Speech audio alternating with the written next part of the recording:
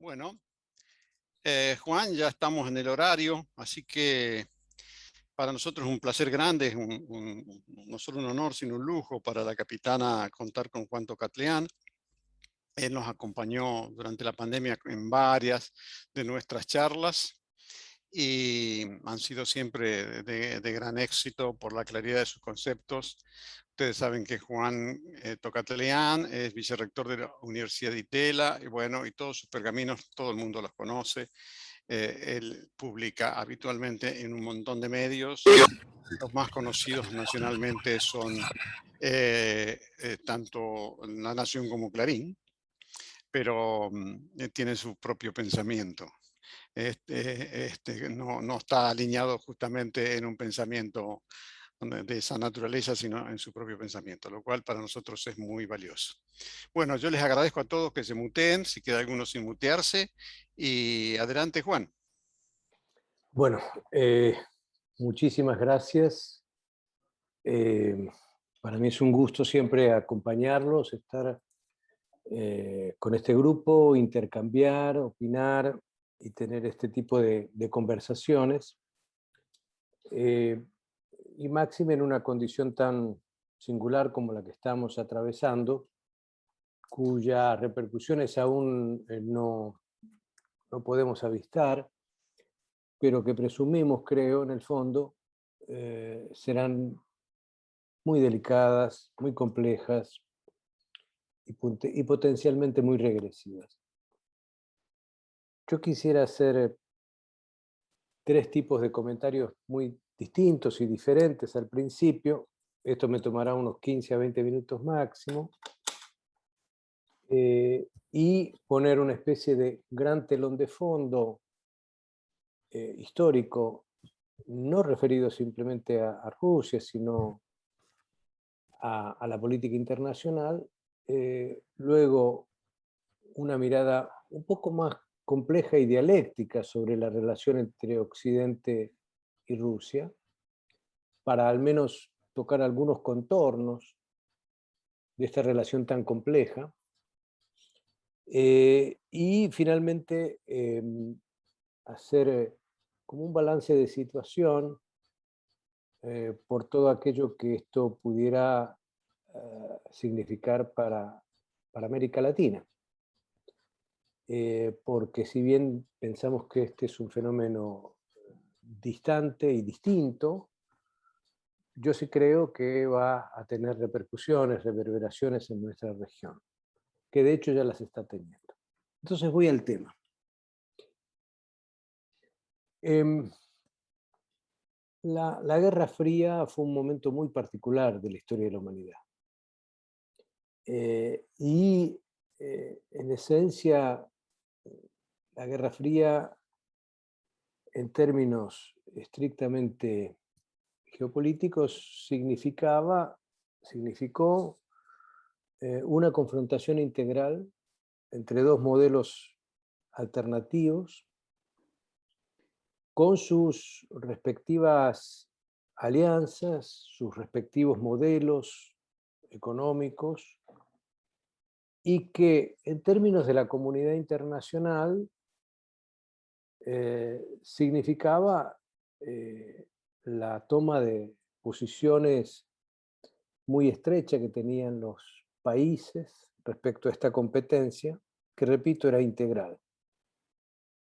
Pero la Guerra Fría nace en el 47 formalmente, pero hay que ponerla a su turno en otro marco de referencia, que es la aspiración de la post-Segunda Guerra Mundial y del conjunto de instrumentos, instituciones, reglas, principios que se fueron gestando entre el 45 y los 50. Estos principios, instituciones, reglas, tenían una aspiración, y esta aspiración era que hubiera un orden, básicamente un orden liberal, dominado por Occidente, pero que cumpliera con tres valores sustantivos: la estabilidad, la justicia y la equidad. si uno lee el conjunto de instituciones creadas, los tratados, las convenciones, los compromisos, los discursos, los planteamientos de los líderes en esta primera década después de la Segunda Guerra Mundial, va a encontrar que esos eran en esencia los pilares. La Guerra Fría fue muy estable, e indudablemente lo fue en términos de que no hubo una gran confrontación entre Estados Unidos y la Unión Soviética finalmente, pero si uno estaba en el sur, desde donde en este caso hay que ver el mundo, no simplemente desde el norte, pues no fue estable, fue muy inestable. La mayoría de las confrontaciones se dirimieron entre las dos grandes potencias en lo que entonces era el tercer mundo. Y por otro lado, aquella promesa de justicia y equidad quedó muy distante para un conjunto grande de la población en el mundo. La posguerra fría fue, sin lugar a dudas, el momento triunfal de Occidente. Esto es, la posibilidad de ahora sí forjar lo que el entonces presidente de Estados Unidos, George Bush padre, indicaba como un nuevo orden mundial. Y aquí entramos en los primeros puntos fundamentales que requieren, otra vez repito, tener este telón de fondo para luego entrar en la relación entre Occidente y Rusia. ¿Y a qué me refiero? Me refiero a que básicamente las promesas, otra vez, que aparecen en el escenario internacional de parte de Occidente, exigen dos condiciones para que se puedan realizar. Siendo estas promesas una agenda internacional no tan centrada en las cuestiones de seguridad, se había ganado la Guerra Fría, sino en una agenda diversa y más amplia, el desarrollo, la pobreza, los derechos humanos, el cambio climático, etcétera, etcétera. Y esto exigía, por lo tanto, un conjunto de reacomodos institucionales importantes que significaran la posibilidad de colectivamente hacer frente a muchos de estos desafíos. Otra vez, con la esperanza, ahora se suponía más certera, de que llegaba el tiempo de la equidad y la justicia acompañado a la estabilidad. Lo cierto es que muy prontamente lo que queda en evidencia es que esto hubiera exigido de parte de Occidente una gran autorrestricción y una gran capacidad, por otro lado, de gestar cambios, de estimular cambios, de acelerar cambios. Ninguna de las dos condiciones estaba en el ADN ni de Estados Unidos ni de Europa. En realidad, esta preponderancia de Occidente más bien significó avanzar en sus propios intereses y lograr ciertamente la aspiración de forjar un orden ahora más ceñido a los intereses, repito, de los ganadores de la guerra. Otra vez, muy rápidamente, posiblemente el hecho emblemático y al cual volveré va a ser la guerra de Kosovo del 98-99. Ahí se cierra el capítulo de las expectativas que había internacionalmente frente a este planteo de un nuevo orden. Esto está acompañado, por otro lado, de un proceso que empieza a ser incipiente, pero que se acelera significativamente, y es un estancamiento estructural de Occidente. Y junto con eso se incrementa y va ampliándose una capacidad, particularmente de China, de avanzar con un capitalismo más competitivo, un capitalismo de Estado, pero al fin un capitalismo, y poner de presente entonces una serie de desafíos estratégicos grandes a Occidente. Por primera vez Occidente se enfrentaba a que el desafío no se daba en su seno, sino de un conjunto civilizacional, cultural muy distinto, y además ahora con atributos de poder importantes, atributos tangibles, materiales, económicos, tecnológicos, científicos. Este reacomodo de fuerzas va llevando claramente a un proceso mediante el cual en Occidente se comienza a desgranar lo que se conocía como el estado de bienestar. Hay gradualmente primero y luego más intensamente un desmantelamiento del estado de bienestar tal cual lo había conocido Occidente. Producto, entre otras, de estos cambios estructurales de fondo, sustantivos.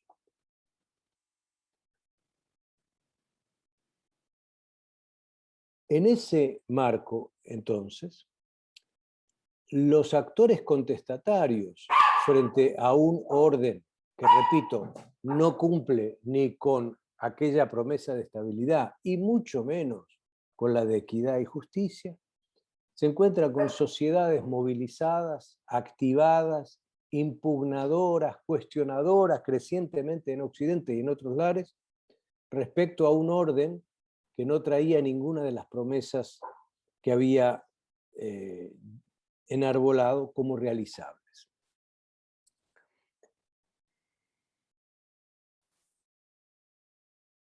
Dicho esto, hay tres elementos, a mi modo de ver, que indican que si el periodo de la Guerra Fría 45-90 fue un largo periodo del orden liberal, lo que conocemos, a falta de mejor nombre, como posguerra fría, que se inicia en el 91, creo yo que acaba de terminar en Ucrania. ¿Qué quiero decir con esto? Quiero decir que una serie de otros eventos, pero este probablemente como su demostración más elocuente, van jalonando hitos que nos muestran este retroceso de Occidente y este cuestionamiento de las reglas del juego de parte de múltiples actores y que tienen tres evidencias, a mi modo de ver. El 11 de septiembre, como un sacudón brutal, terrible, contra Estados Unidos en especial.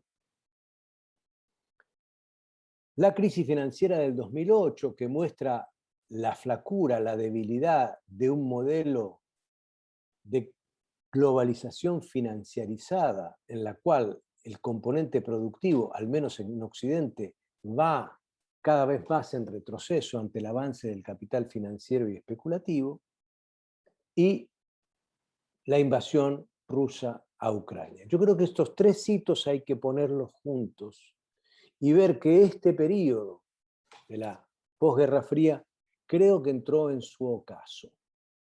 No digo que la fecha haya sido el 22 de febrero de modo definitivo, pero me parece que el cúmulo de estos hechos, una contestación desde el ángulo de lo que representó el 11 de septiembre, una condición que reflejó los límites de la globalización y sus pocos ganadores y su creciente nivel de concentración, la crisis del 2008, y este evento, la invasión rusa de Afganistán, de Ucrania, creo que muestran que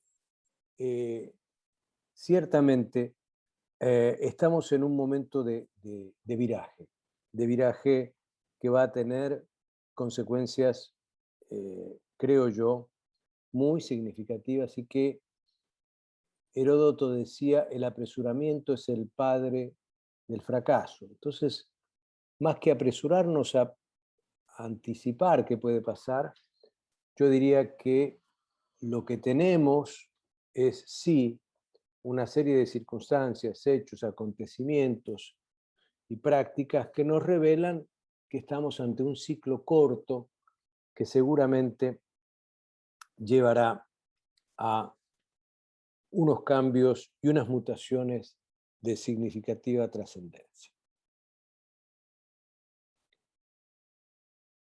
Entonces, cierro este primer punto. Una nueva promesa incumplida de Occidente, un Occidente que comienza a mostrar las flaquezas de un modelo productivo que deja de tener el eje en la capacidad industrial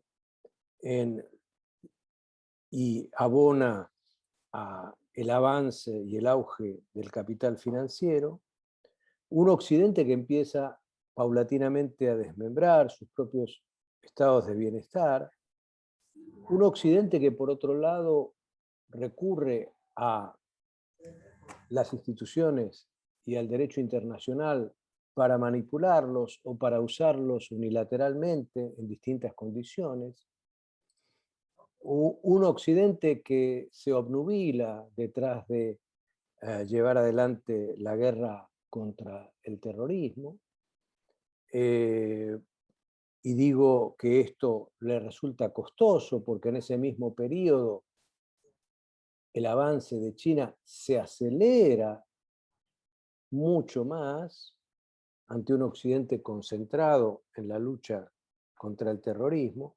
Dicho sea de paso, en un reciente trabajo, febrero 18 de este año, del 2022, de la Universidad de Brown, del Watson Center on International Relations, que hace una evaluación final de lo que llama los costos de la guerra contra el terrorismo, muestra que como impacto posterior al 11 de septiembre, el total de muertos en el mundo derivados de la guerra contra el terrorismo fueron aproximadamente 929.000 personas, y el total de desplazados y refugiados en el mundo afectados por la lucha contra el terrorismo fueron unos 38 millones de personas.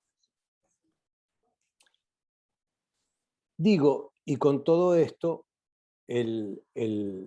la voz que empieza a ser más audible de China, una China que a su vez va creando sus modos de multilateralismo, creando instituciones, bancos de desarrollo, nuevos acuerdos vía lo que se conoce como la iniciativa de la Franja y de la Ruta, etcétera, y va adquiriendo una musculatura que ya no es simplemente económica y tecnológica, sino también militar, como todo el proceso de modernización naval en particular de China. Entonces, antes de este evento, lo que teníamos era un sistema en cuestionamiento, un sistema que había mostrado los límites de las reglas, de los principios y de las instituciones creadas por Occidente. Y teníamos paralelamente un poder, en este caso chino, y otra potencia que reemergía, que era Rusia, y que acá cabe hacer una primera distinción entre China y Rusia que me parece fundamental. Y esa distinción, creo yo, tiene que ver con el hecho de que China, en esencia,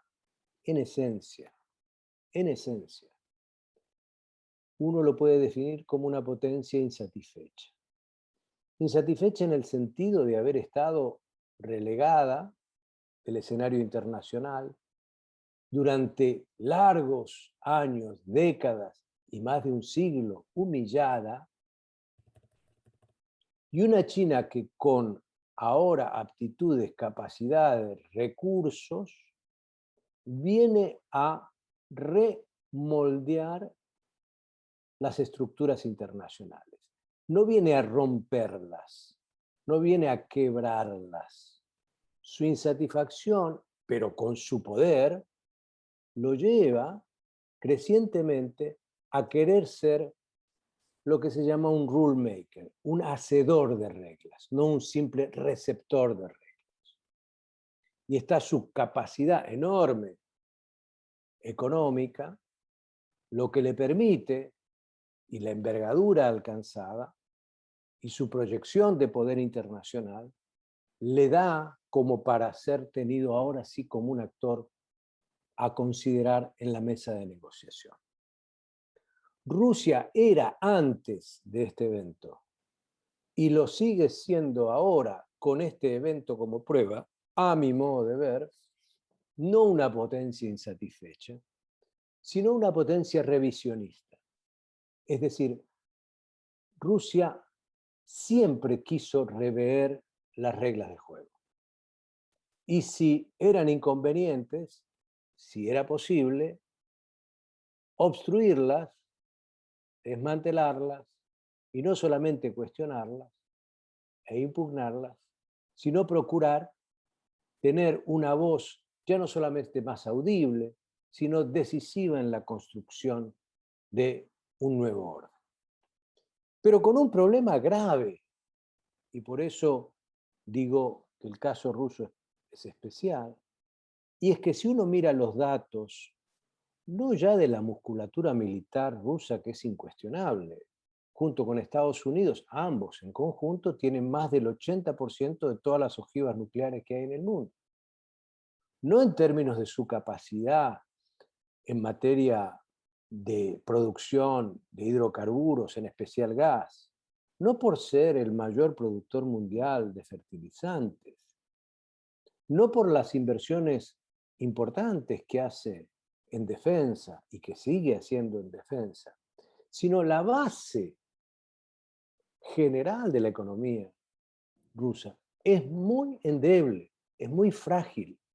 El Producto Bruto ruso hoy es la suma de los productos brutos de Bélgica, Holanda y Luxemburgo aproximadamente.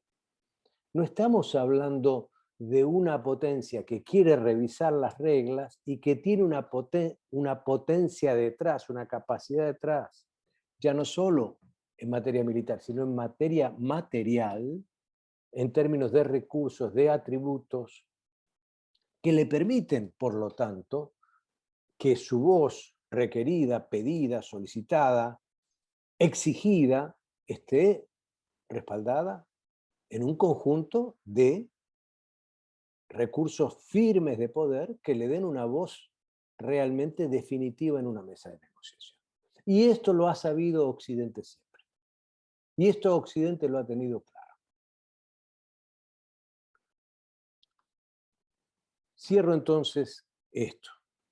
¿Cuál es la relación de Occidente con Rusia en este contexto, en este marco amplio en el que lo puse antes?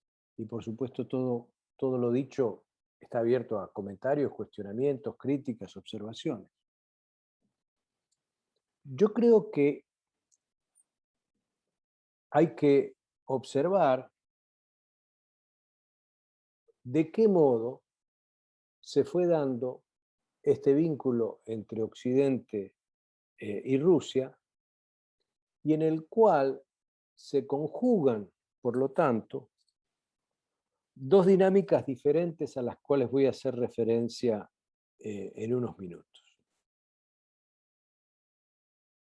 Lo fundamental a los fines de este evento, creo yo, tiene que ver con las promesas hechas hace 32 años, también en febrero, en el año 1990, cuando el entonces secretario de Estado, James Baker, en al menos 3 ocasiones, le dice a Gorbachev que la OTAN no se va a mover hacia el este.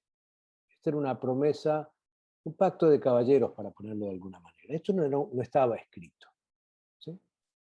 Esta OTAN, que había nacido con 12 miembros en el año 49 y se había empleado en una primer tanda cuando incorporó a Grecia, cuando incorporó a España, cuando incorporó a Portugal, bueno, se ceñía a lo que era Europa Occidental más Canadá y Estados Unidos.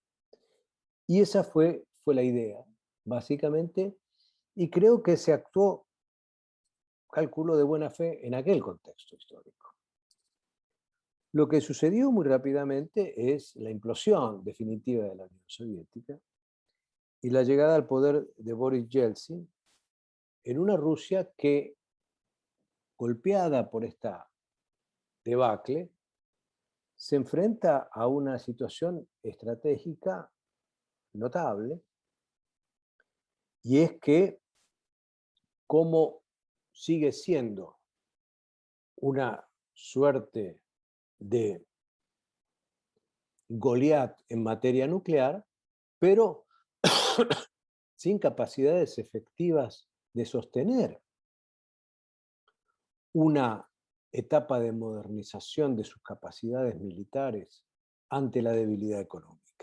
Y esta debilidad económica se hace además más elocuente con las medidas de Yeltsin, que tratan de hacer lo que en su momento se llamaba un shock capitalista, esto es, privatizaciones, desregulaciones, extranjerización, etcétera, todo lo que en el vocabulario conocemos como apertura o reformas de la primera época de los 90, que en América Latina tuvo su correlato, dicho sea de paso. Boris Yeltsin, antes de que llamaran al consenso de Washington, ya estaba haciendo el consenso de Washington, con un costo brutal para Rusia, con un costo brutal para Rusia.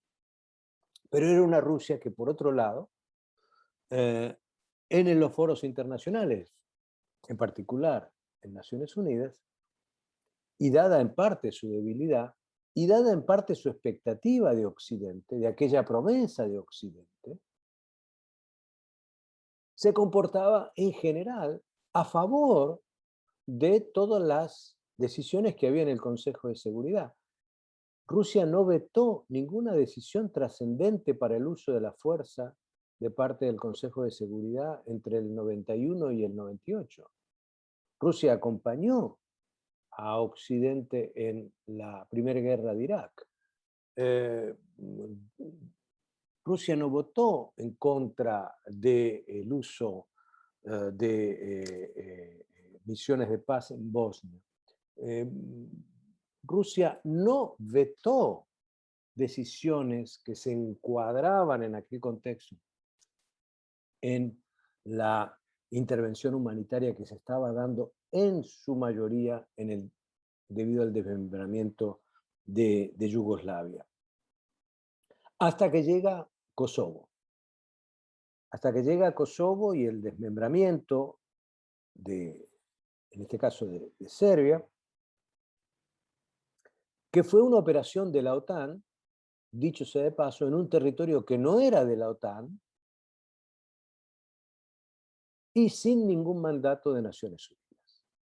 Este es el primer mensaje, creo yo, que recibe Rusia de una situación en la cual ve que Occidente empieza a cambiar las reglas del juego.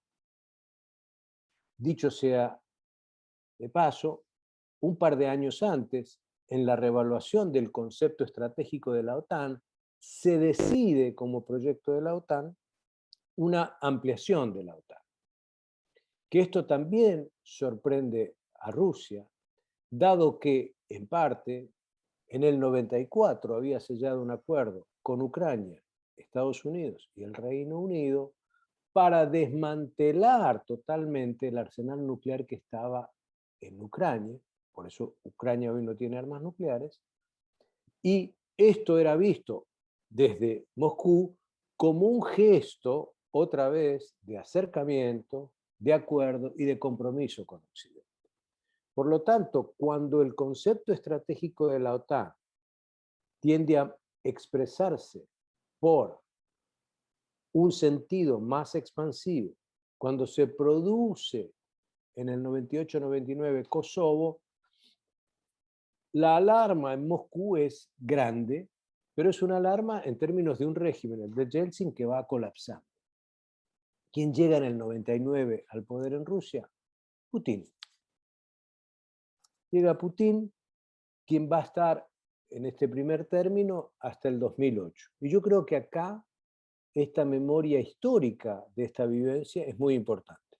No entro a juzgar la personalidad de Putin, ni me interesa hablar bien de Putin, ni creo que valga la pena concentrarse solo en la personalidad de Putin. En algún momento las personalidades sí cuentan, y yo creo que ahora cuentan más que en aquel momento histórico, pero sí lo que quiero es poner de presente un mapa cognitivo que él pudo haber tenido entre el 99 y el 2008. ¿Y cuál fue su mapa cognitivo? Pues su mapa cognitivo fue que entre el año 99 y el año 2004 se da la mayor expansión histórica de la OTAN. Entran 10 nuevos miembros. Y yo creo que a esta altura, una Rusia disminuida, una Rusia replegada, una Rusia con profundos problemas internos, autopercibe que Occidente va a seguir llevándola, arrinconándola lo más que puede.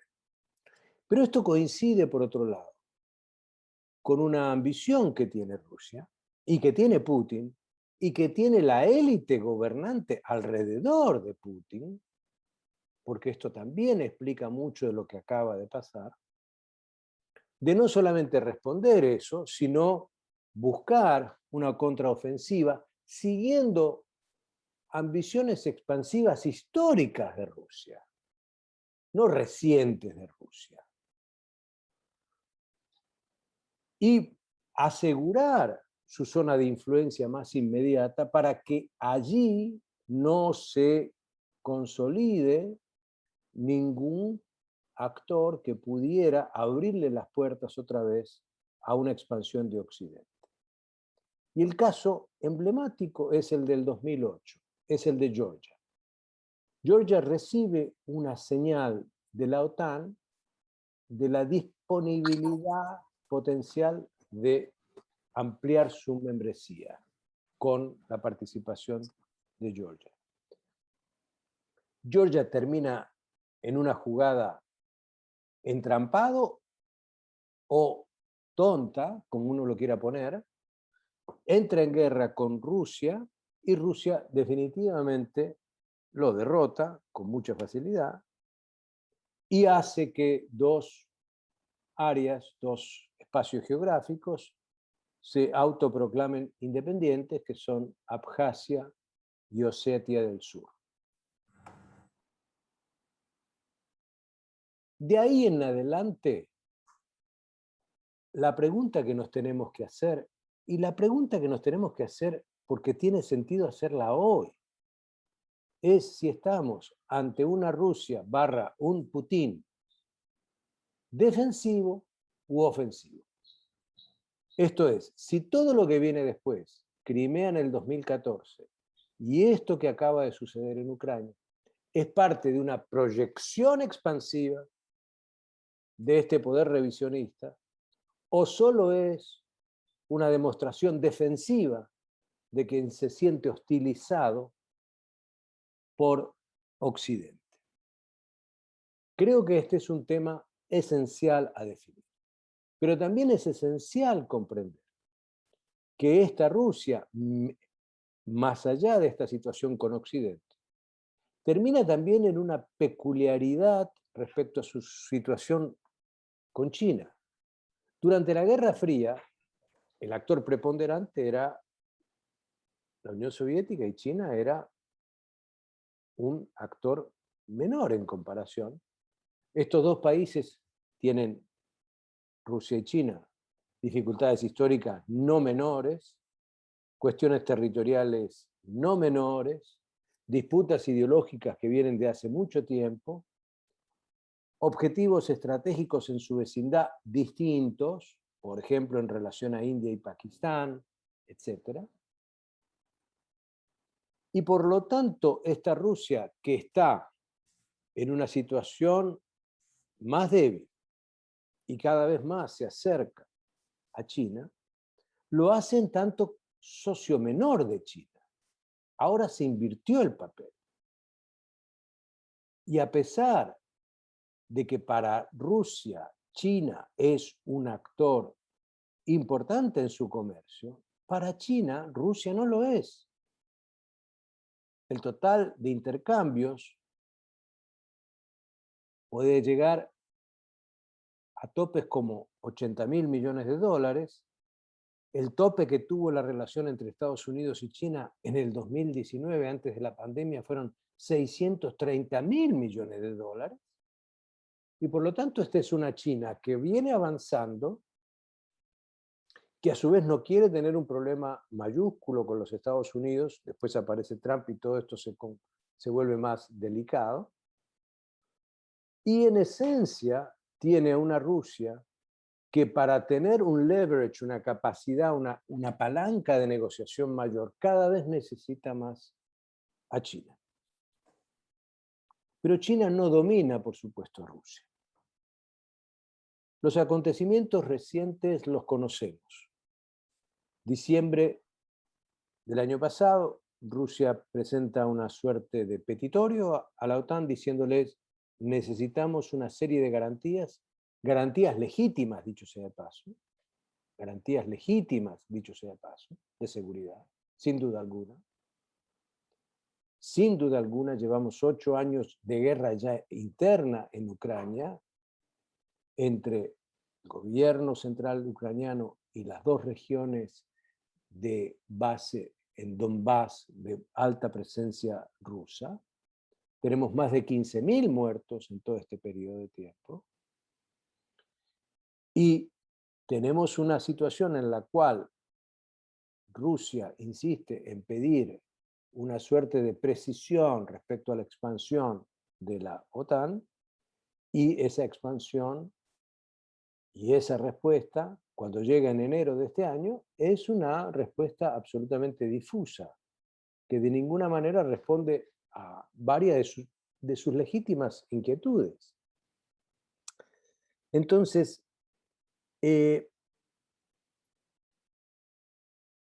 tenemos lo que sucede finalmente en febrero, que es esta suerte de, yo lo llamo una guerra sucia soterrada,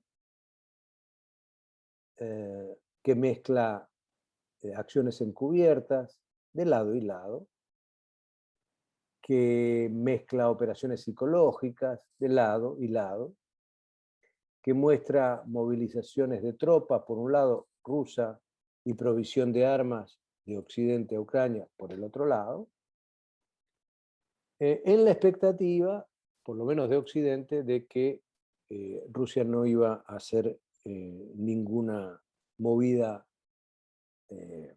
distinta. Y creo que esto nos lleva a pensar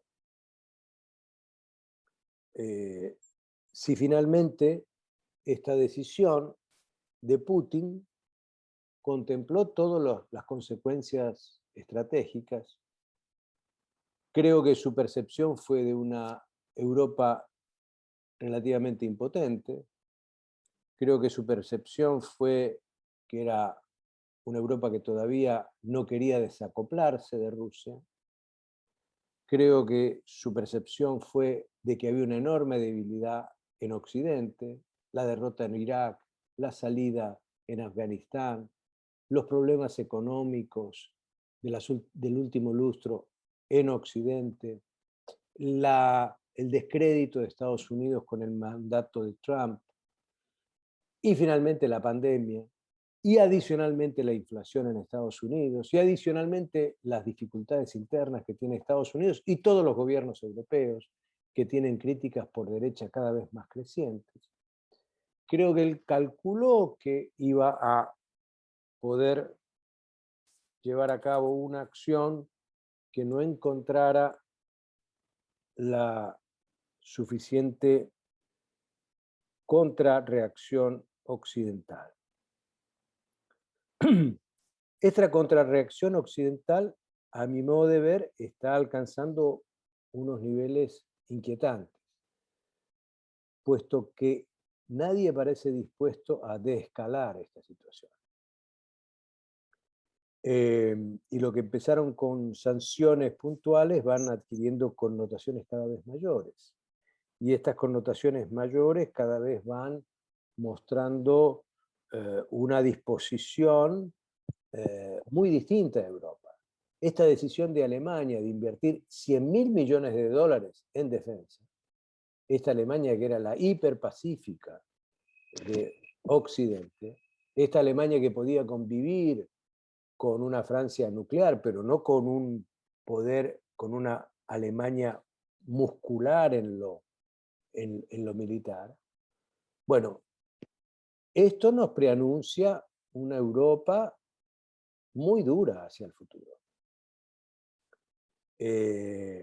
Y por otro lado, la decisión de Putin de elevar el tono y el argumento, introduciendo la cuestión nuclear y la posible instalación de ojivas nucleares en Belarus y la amenaza de recurrir a elementos más poderosos, uno los puede tomar como un uso retórico de la decisión. Yo creo que a esta altura hay que empezar a contemplarlo no como una señal otra vez defensiva y disuasiva, sino como una disposición muy complicada a tener una situación que pudiese involucrar un escalamiento descontrolado. No digo que está hecho ex profeso para eso, de ninguna manera. Lo que quiero decir es que las señales que se están enviando desde Moscú, desde Bruselas y desde Washington no son señales que permitan contemplar un impasse, un estancamiento relativo. Y cada uno está elevando la apuesta, creo yo, de manera peligrosa. Termino. En el terreno estrictamente militar, el avance ruso ha sido muy significativo. Piensen ustedes que la Alianza Occidental en la primera guerra de Irak tardó más de 30 días para llegar a Bagdad. Acá, en un territorio en guerra, en 5 días prácticamente Rusia llegó a Kiev. Ha asegurado por el norte, por el este y por el sur una posición relativamente fuerte y sólida. La fuerza aérea ucraniana es casi inexistente. Su capacidad naval es nula. Hay que ver si todos los elementos militares prometidos por Occidente están llegando y cómo van a llegar. Y yo ahí veo tres escenarios distintos desde el punto de vista militar. Y cuando digo veo, no quiero decir que los desee, no quiero decir que sean idénticos, no quiero decir que se vayan a repetir, sino que simplemente los utilizo de manera de analogías para representar puntos distintos en que puede adquirir una confrontación militar. Clausewitz decía, uno se puede preparar para la guerra, uno sabe cuándo va a iniciar la guerra, uno sabe qué va a hacer en la guerra, pero cuando empieza la guerra, uno entra en lo que Clausewitz llamaba la neblina de la guerra. Uno no sabe qué va a pasar directamente en el terreno de combate día a día y de modo táctico y estratégico. Otro Kosovo, es decir, una OTAN que sorprendentemente haga alguna maniobra de protección de Polonia, que genere un incidente fronterizo con Ucrania.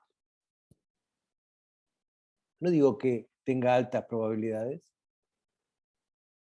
no digo que vaya a ocurrir siquiera, no digo que haya planes sobre eso, pero ese es un modelo.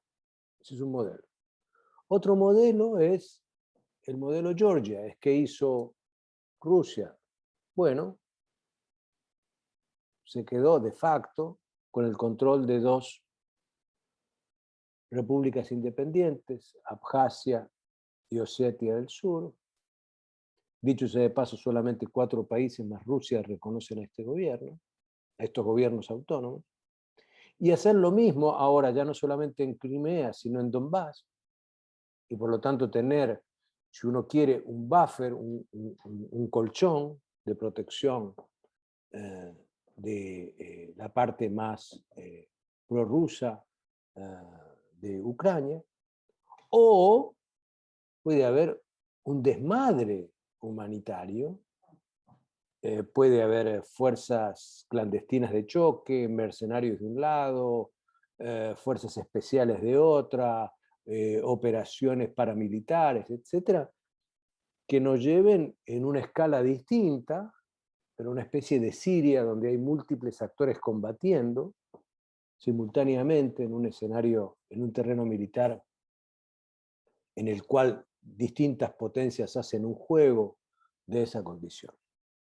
Ninguna de las tres, Kosovo, repito, Georgia o Siria, los quiero usar como un modelo de lo que va a ocurrir. No estoy anticipando que eso vaya a ocurrir. Estoy diciendo que, que es importante pensar en analogías para ver hacia dónde va esto, si es que no hay una solución político negociada, que creo que debería tener 4 o 5 componentes, pero eso lo podemos hablar más adelante. Bien, Juan, ha sido concreto. Mientras los que quieran, escriben por favor en el chat sus preguntas. Yo de paso voy a aprovechar y hacer el inicio con una pregunta. Muchos pensamos que este proceso del capitalismo mundial, este ciclo del capitalismo mundial, está en un momento, no digamos de final, no del capitalismo, sino del ciclo económico, que puede tener fuertes repercusiones en el orden internacional. La presencia de China pasa a ser un eje fundamental de este proceso de posible cambio en el orden capitalista mundial. La pregunta que yo hago es, ¿puede haber alguna relación estrecha entre este final de este periodo de acumulación capitalista con un nuevo modo de acumulación previsible para los próximos años y esta decisión de Rusia defensiva u ofensiva, cosa que vos dijiste claramente no se puede explicitar, con este lanzamiento que hace Rusia, o está despegado de ese proceso? Bueno, la pregunta es clave. Yo creo que hubo la percepción en la crisis financiera del 2008, que luego se propagó a Europa y que llega con fuerza en el 2010, en ese periodo que a falta de un mejor nombre se la denominó la Gran Recesión, no la Gran Depresión, sino la Gran Recesión. Fue interpretado por muchos como, bueno, aquí sí hay una potencial debacle del capitalismo y sin lugar a dudas, todas las promesas posteriores, recuerden cómo el G20 pasó de ser un mecanismo, un foro de reuniones anuales de presidentes de bancos centrales a ser una reunión de presidentes mandatarios y mandatarias, por la dramática situación generada por esta crisis, tuvo una resolución que fue transitoria, pero hubo una resolución. La promesa de mayor regulación que se esbozó, el compromiso del G20 en esa dirección, finalmente no se materializó. Si vamos más claramente a poner en evidencia eso, fue algo que se creyó que podía haber la musculatura de los estados suficiente, pero creo que el capital financiero esa pelea la ganó. Creo que esa pelea la ganó. Y me parece que ha sobrevivido, y esto ha llevado a una hiperconcentración y a unos niveles cada vez más alarmantes de inequidad internacional. La pandemia nos trajo una promesa en Europa y otra promesa en Estados Unidos, de recuperar la capacidad de lo que Danny Rodrik llama la diversificación productiva, es decir, de entender que es mediante la inversión productiva, mediante grandes compromisos del Estado en alimentar una economía productiva y no simplemente un casino financiero, hasta ahora no hemos visto eso en términos de su capacidad de modificar tanto la productividad como la capacidad competitiva de Europa y Estados Unidos frente a China. Entonces, yo veo que esto de Rusia le agrega más dificultades al capitalismo, sin duda, por aquellas promesas no realizadas de la regulación, por estas promesas más recientes de buscar mecanismos de refortalecer lo que uno en otras épocas llamaba modelo industrial. Y creo que el caso de esta invasión y sus consecuencias sobre el capitalismo deben ser tomadas en cuenta, pero no veo, por otro lado, que haya coaliciones sociales y políticas domésticas en los países, al menos en Occidente, lo suficientemente fuertes, alternativas y progresistas como para introducir cambios en la relación Estado-sociedad-mercado de manera significativa. Hay más sensibilidad hoy frente al tema del cambio climático. El tema del cambio climático va a llevarse billones, trillones de dólares que van a hacer los países en Occidente, con lo cual posiblemente los niveles de financiamiento externo que tengan áreas como América Latina vayan disminuyendo, no creciendo. Mientras se hace este ajuste y este acomodamiento, por lo menos un poquito más sostenible en materia ambiental. Y creo, por otro lado, que el capitalismo chino, que es altamente productivo, también está encontrando sus límites. Y creo que a su turno China también enfrenta desafíos domésticos importantes. Me parece que si uno pusiera el ojo en China en comparación, pongo un ejemplo para que se entienda más claramente. En el año 2013 se creó la iniciativa, la creó Xi Jinping, de la iniciativa de la Franja y la Ruta, lo que conocemos como BRIC, lo que firmó el presidente Fernández en China en su reciente periplo. Si uno va a ver las inversiones chinas entre el 2013 hasta el 2017, particularmente como complemento de los memorandos de entendimiento firmados con buena parte de los países asiáticos y con algunos países de Europa, entre otros Portugal e Italia y Austria, va a haber un despliegue de capital chino muy notable. Si uno va a ver los BRI firmados después del 2018 y las promesas chinas acompañando a esos memorandos de entendimiento, con el efectivo desembolso de recursos e inversiones, la caída es notabilísima, notabilísima, por propias necesidades y restricciones chinas. Entonces, tengo la impresión que vamos a ver a una China mucho más ensimismada en los próximos años, en el próximo lustro, y no veo de qué modo se puede convertir China en una locomotora productiva alternativa,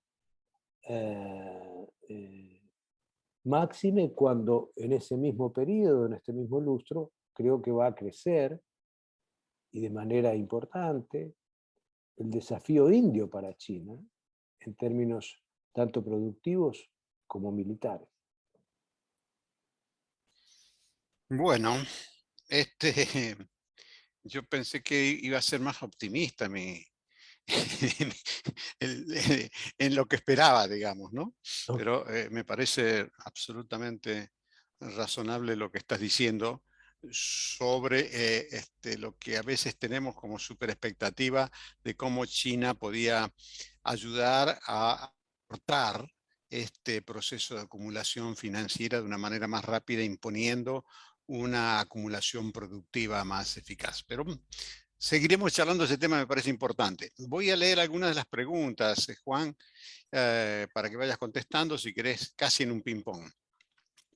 Guillermo Pochettino pregunta, ¿cuál puede ser el papel de Turquía en la situación actual? Y alguien le agrega, y el de Corea del Norte. Carmen le agrega, y el de Corea del Norte. Eh,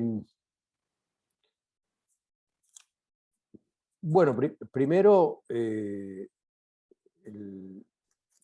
tres cosas ahí. Turquía probablemente tiene una posición privilegiada, y si invoca, dicho sea de paso, la Convención de Montreux, que tiene que ver con los pasos navieros, etcétera, y el uso pacífico, puede poner en una situación delicada a Rusia, puesto que no podría usar para fines militares sus desplazamientos navales, digamos. Este es un tema. Segundo, la relación turco-rusa es una relación complejísima y muy tensa y muy difícil.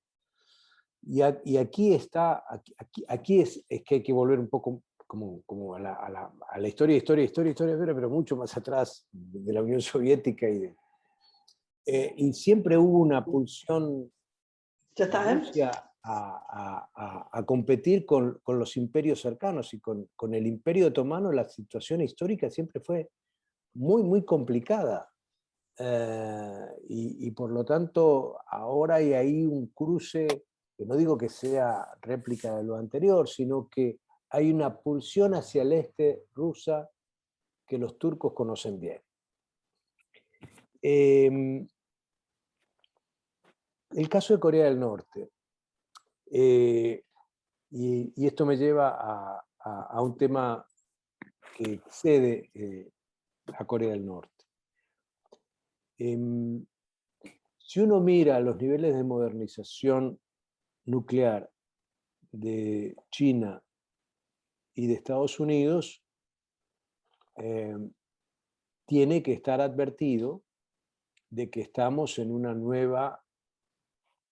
nuevo nivel que va a tener componentes tecnológicos muy sofisticados, espaciales, supersónicos, de diferente naturaleza. Y esto que llamamos modernización no es más que un tipo de carrera nuclear más precisa, más sofisticada, por supuesto, pero es eso. Si uno ve la decisión francesa y británica de aumentar también sus ojivas nucleares, toma buen recaudo e información de eso, toma nota de eso. Si uno toma nota, por otro lado, de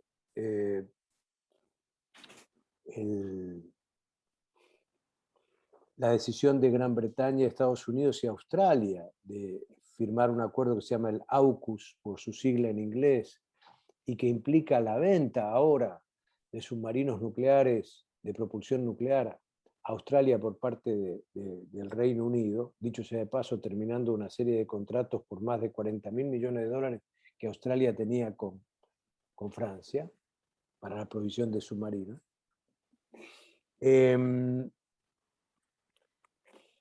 uno empieza a ver, y esta tentación de la amenaza nuclear o disuasión nuclear o referencia nuclear que hace Putin, me parece que nos vuelve a colocar el arma nuclear como, y el tema nuclear como una cuestión preocupante, inquietante. No digo que validando su uso, pero sí su posesión, sí la búsqueda de su posesión. Y ahí hay casos que son muy interesantes y que yo supongo que Corea del Norte los debe haber estudiado, y por eso sigue con su programa nuclear, tiene ojivas nucleares, pero tiene dificultades para el sistema de lanzamiento de los mismos, sin duda. Irak se suponía que tenía armas de destrucción masiva y no las tuvo, y terminó,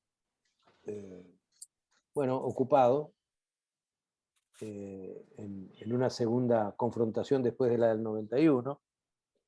Libia se decía que tenía la capacidad y decidió Gaddafi en un momento de dejar no el programa nuclear, que era insignificante, sino las armas químicas y bioquímicas que tenía Libia, y así le fue finalmente. Hubo una resolución de Naciones Unidas que terminó en el fin del régimen de Gaddafi en el 2011. ¿Qué quiero decir con todo esto?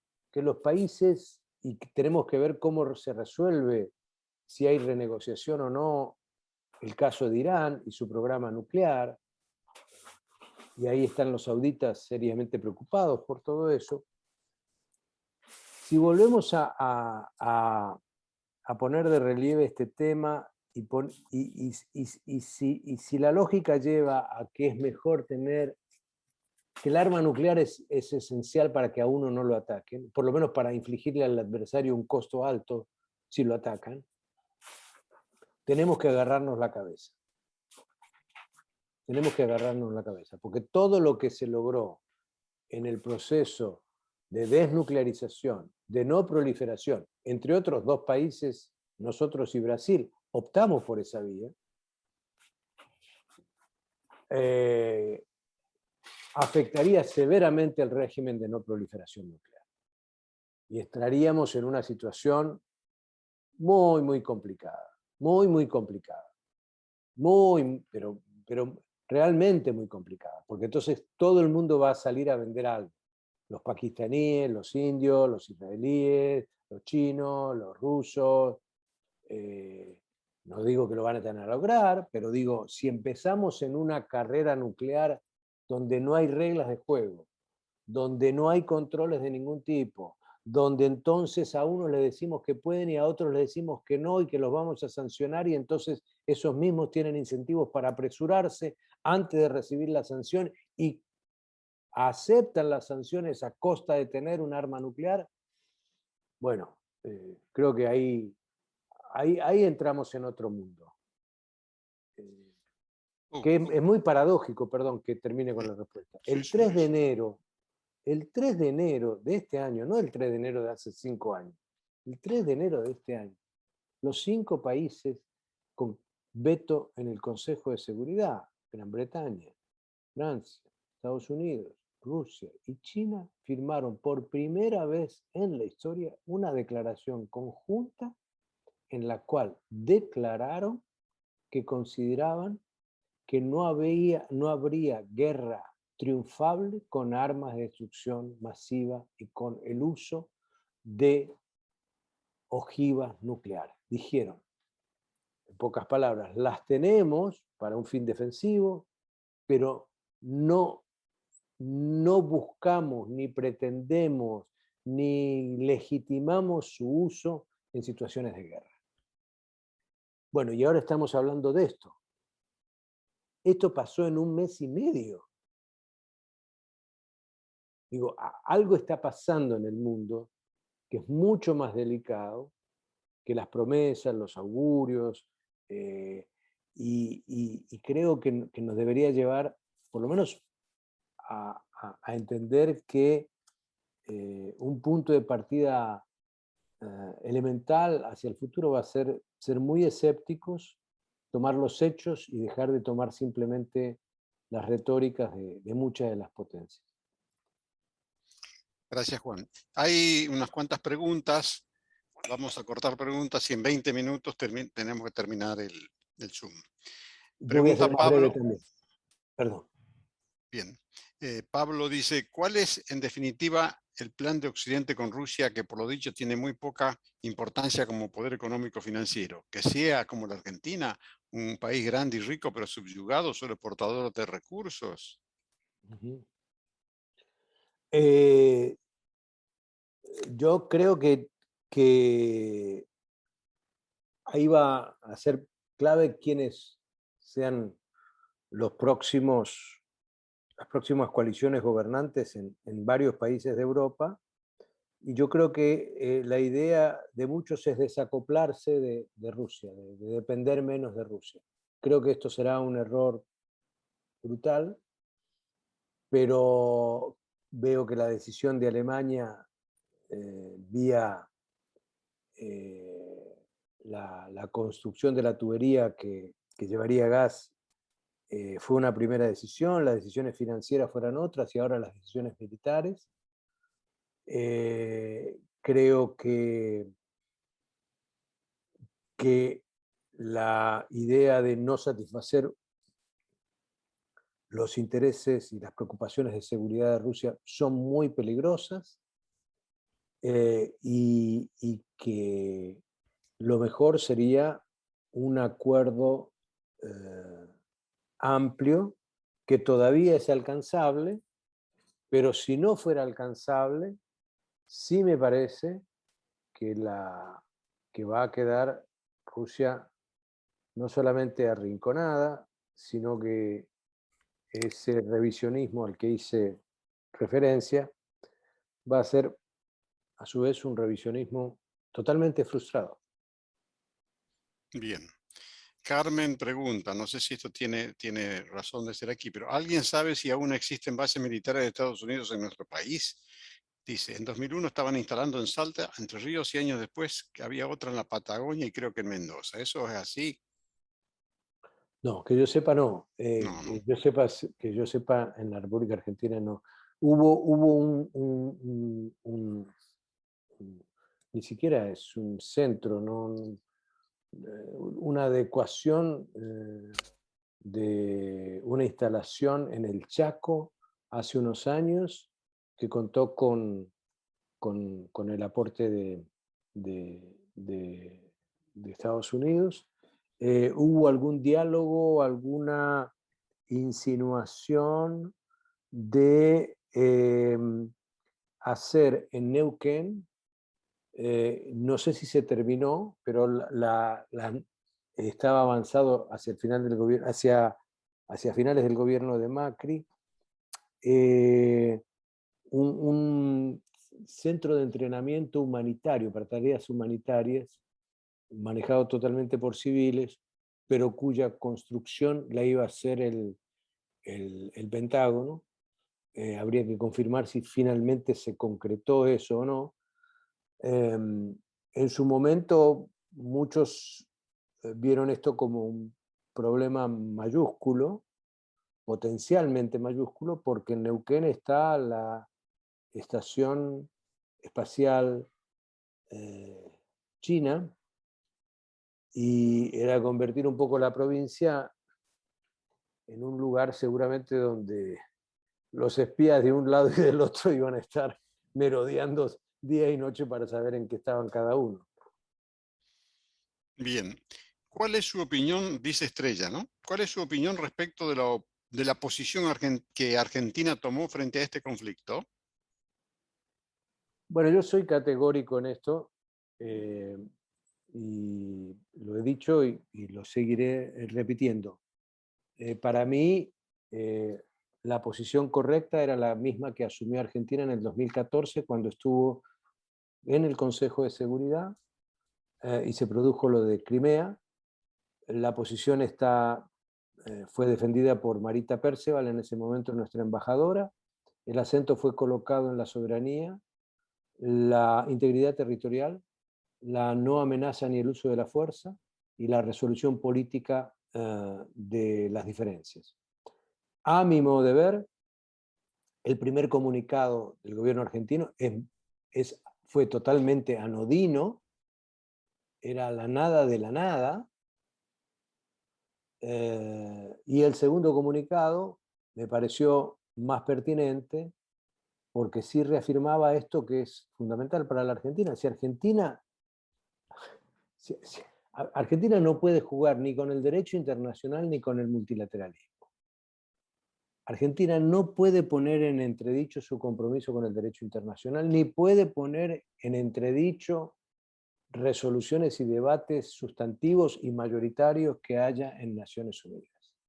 No, sería pegarnos un tiro en el pie, no tienen, además, creo que sería disfuncional, creo que no aporta a los intereses nacionales, creo que debió haber sido taxativo desde el principio, casi repitiendo lo del 2014, no había que irse muy lejos. Ahora que lo dijo Cristina hace 24 horas, a todos dicen, pero Cristina dice que el tema es el de la soberanía y la integridad territorial. Y sí, siempre fue ese tema, siempre fue eso. No hay, para Argentina lo que es delicadísimo no defender eso, para Argentina. Muy bien, acá hay una pregunta que no sé si es pertinente, la voy a leer por respeto a quien la hace. Dice, ¿y el rol de Joe Lewis en el mismo paralelo geográfico del lago Escondido ha construido un aeropuerto privado en la costa atlántica a 400 kilómetros de Malvinas? No es a 400 kilómetros, pero bueno, como concepto, una brevísima respuesta, Juan, si podés. Sí, yo digo que sí. Este caso, que desconozco totalmente, no soy quien para hablar, no tengo buena información, no lo conozco, no lo he estudiado nunca, pero que se plantee como un tema me parece a mí que refleja el debilitamiento de las capacidades estatales en Argentina. Es decir, que se vuelva un problema para un país que supo tener un Estado con capacidades estatales recursivas y regulatorias y de control importante, me demuestra a mí, por lo menos, el debilitamiento y la erosión de esas capacidades estatales. Estrella hace otra pregunta aquí. El incremento del swap, creo que se escribe, que anunció hoy el presidente en la Asamblea Legislativa, que solicitaría a China para utilizarlo con otros fines, ¿cómo se inscribiría en ese futuro que usted adjudica al país asiático? Yo creo que voy un paso para atrás. Yo no sé si están al tanto de que cuando se firmó el acuerdo con el Fondo Monetario durante Macri, hubo una ampliación del swap chino que había logrado Cristina. Lo que poco se conoce es que después hubo un acuerdo entre el Banco Popular de China, que es su banco central, el Banco Central de Argentina, mediante el cual los eventuales desembolsos o ampliación de ese swap dependían de los informes trimestrales del Fondo Monetario Internacional. Y esa cláusula la puso China, no la puso Argentina. Es decir, es posible que China, como anunció el presidente, y creo que debe ser cierto, y así será, aumentó la disponibilidad del uso del swap. Ahora, que vaya a regalar la plata, no lo creo. No lo creo de ninguna manera. Y que, por otro lado, seamos conscientes de que asumir compromisos de ese tipo con China siempre exigen en algún otro momento del tiempo algún otro tipo de contraprestación, me parece importante tenerlo en cuenta, por lo menos. Muy bien, acá hay una pregunta, no la veo bien formulada, pero voy a intentar redondearla. ¿Cómo se introduce en el mapa general y puntualizaciones descriptas por Juan el acuerdo de Jinping-Trump en tecnología G, que de no haberse acordado alimentaba proyecciones de tensiones crecientes entre Estados Unidos y China? Confieso no saber a qué acuerdo específico se está refiriendo. Lo que creo que estamos viendo es, que me parece interesante y poco cubierto últimamente, es que así como se han elevado las sanciones de Estados Unidos a China, y hay varias empresas que han sido sancionadas, China acaba de sancionar a Lockheed y a Boeing también. Es decir, estamos en un sistema entre estos dos países de sanciones y contrasanciones, mostrando por otro lado China su persistente sistema de no toma y daca, sino de simetría. Ah, vos me pones esta regla, yo te pongo esta regla. Ah, vos me sancionás así, yo te sanciono así. Creo que, creo que, creo que eso es fundamental para ver cómo se va a ir desempeñando esa relación, y lo cual me ayuda a traer el tema de China al Consejo de Seguridad y la votación de China en el Consejo de Seguridad hace unos días.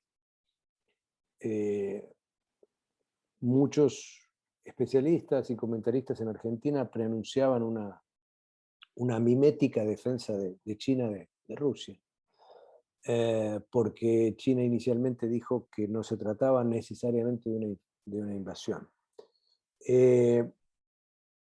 Pero como ustedes habrán visto, la resolución del Consejo de Seguridad, que no prosperó, hubo 12 votos a favor, 11 votos a favor, perdón, hubo un voto en contra, veto, el de Rusia, cuando hay un veto ya no prospera una resolución, y hubo 3 abstenciones: Emiratos Árabes Unidos, India y China.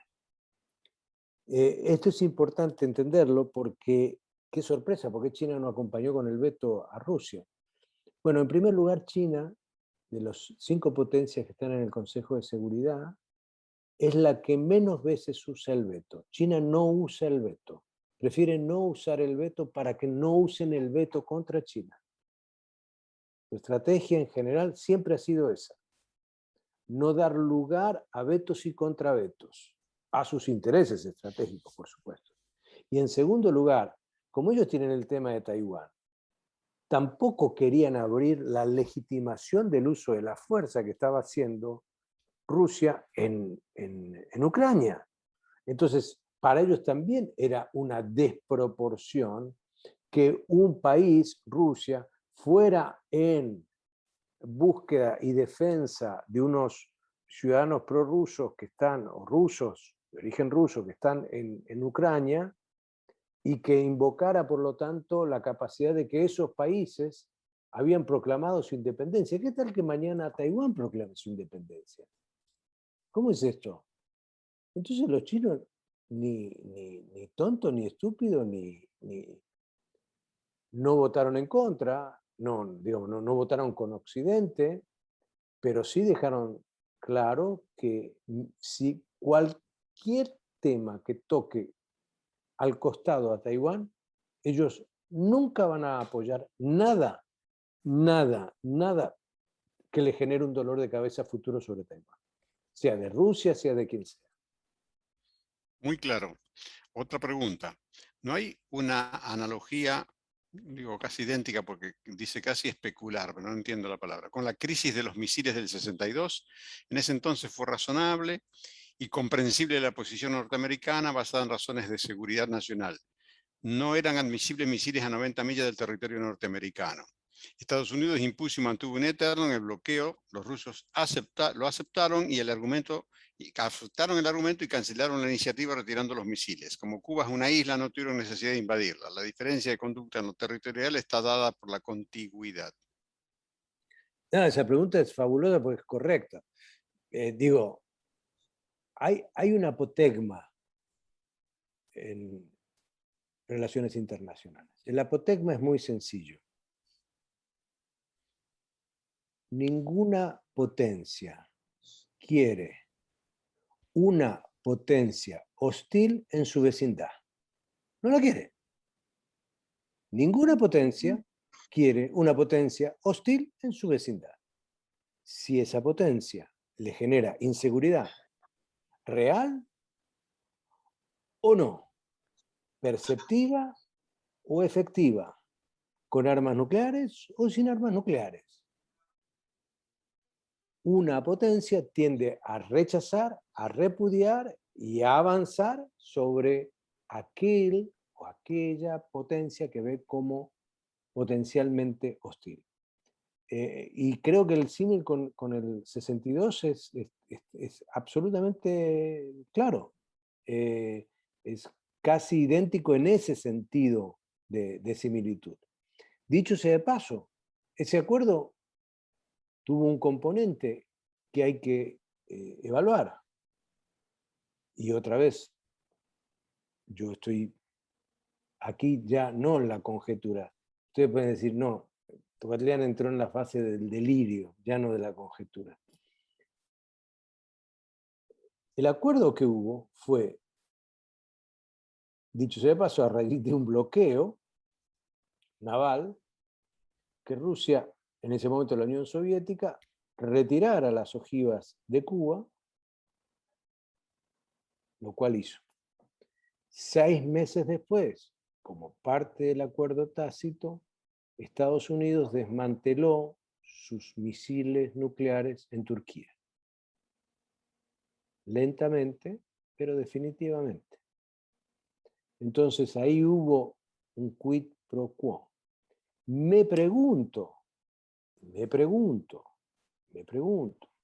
si hubiese una solución política, ¿cuál es el quid pro quo que Rusia le ofrece a Occidente o que le ofrece a Estados Unidos? Algo hay que dar. Puede ser no inmediato, pero algo va a tener que dar. Bien, con esto damos por finalizada la charla, quizás con una pregunta más. ¿Cómo entendés que puede terminar o desenvolverse este conflicto, si es que hay alguna posibilidad de que se resuelva con una cierta rapidez y dentro de un camino de razonabilidad en la relación de Rusia con Occidente, en este caso con la OTAN? Yo diría que tiene que tener 4 componentes. Un eventual acuerdo. Por supuesto, se entiende que tiene que haber un cese de hostilidades, eso es claro. Me parece que el gobierno ucraniano, cualquiera este fuese, debe darle plenas garantías a las regiones como Crimea y Donbass, y terminar con las agresiones contra esas poblaciones. Me parece evidente que tendría que pensarse en una moratoria temporal de al menos 3 años en la expansión general de la OTAN, y esto puede ser un anuncio que no viole nada de lo que la organización es, sino simplemente dar un compás de espera. En ese mismo contexto, abrir un diálogo sobre cuestiones de seguridad en la Organización de Seguridad y Cooperación de Europa, y generar un sistema de garantías verificable de las inquietudes legítimas que tiene Rusia. Y me parece que adicionalmente Ucrania debiera decidir si estas garantías también, por supuesto, lo cubren, y definir una condición de neutralidad. Creo que hay un tema que va a ser importante y el cual desconocemos, y es que este año se va a producir la reunión de la OTAN en la cual se sabe ya anticipadamente, fuera de este conflicto, que va a definir el nuevo concepto estratégico de la OTAN. Cada 10 años la OTAN reactualiza su concepto estratégico. Entonces, esto está ocurriendo en medio de eso y por lo tanto, si la OTAN se comprometiera a una moratoria, me parece que va a tener eso un impacto sobre su concepto estratégico. Si no se compromete, por supuesto, y no se quiere comprometer, esto nos anunciaría una OTAN que desarrolle un concepto estratégico mucho más ofensivo y no simplemente defensivo como el que actualmente tiene. Bueno, muy bien. Muchísimas gracias, Juan. Te brindamos un aplauso, como hacemos siempre. Te aplaudimos habitualmente cada vez que nos das una charla magnífica como esta. Estamos muy agradecidos, realmente siempre esclarecedor tu mensaje. Les comento a todos que esta charla fue grabada, la vamos a editar, la van a ver en poquito tiempo en nuestra página del grupo lacapitana.com.ar, canal de YouTube. Todos los que quieran pueden tomarla directamente. Si quieren recibir mensajes de nuestro canal, no tienen más que inscribirse en eso. Bueno, muchísimas gracias a todos. Esperábamos con mucho placer esto porque en verdad nos sentimos todos bastante huérfanos de cosas profundas, digamos, más allá de los bombardeos que uno recibe desde la televisión.